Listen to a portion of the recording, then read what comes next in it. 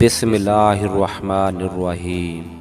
اللہ کے نام سے شروع جو بڑا مہربان نہایت رحم والا ہے۔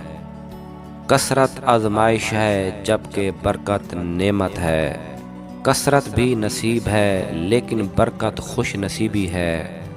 کثرت ضروریات پوری ہونے کا انسانی اندازہ ہے جبکہ برکت اللہ کی گارنٹی ہے کہ اس کے ہوتے ہوئے ضروریات یقیناً پوری ہوں گی۔